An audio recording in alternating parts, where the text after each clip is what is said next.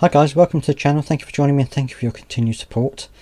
For some bizarre reason, my anxiety and my panic attacks are real high at the moment, so do bear with me if I have to cut this video a few times, but we will do our best to get through it together.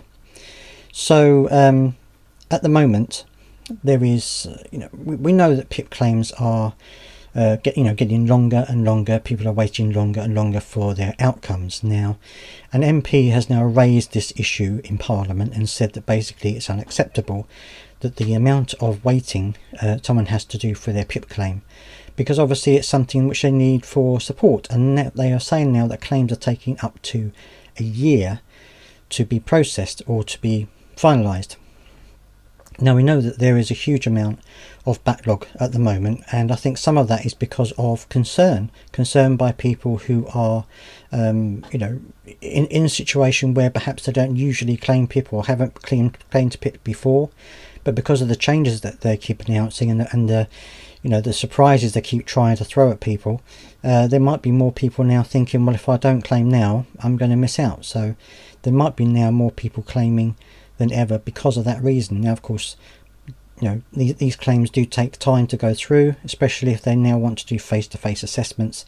So it looks as though it's going to be a long process. So if you are waiting for your PIP claim to be answered, then do know that it is taking some considerable time. But let's take a quick look at the article and I'll show you what I mean. Hundreds of thousands of disabled people who claim PIP experience a delay in getting their application for benefits approved. The Department for Work and Pension has been branded unacceptable after leaving disabled people up to a year to claim critical PIP benefits. Hundreds of thousands of disabled people who claim personal dependence payment experience a delay in getting their application approved. Rachel Gilmore, the Liberal Democrat MP for Tiverton and Minehead, told officials from the DWP on Thursday that her constituents are among thousands of PIP claimants who have to wait more than a year for their claims to be processed. At a Public Accounts Committee hearing on Thursday, Gilmore told the DWP it needed to answer for its dreadful performance. The comments come after the committee found that the disability benefits claimants are at increased risk of hardship amid a rise in DWP underpayments.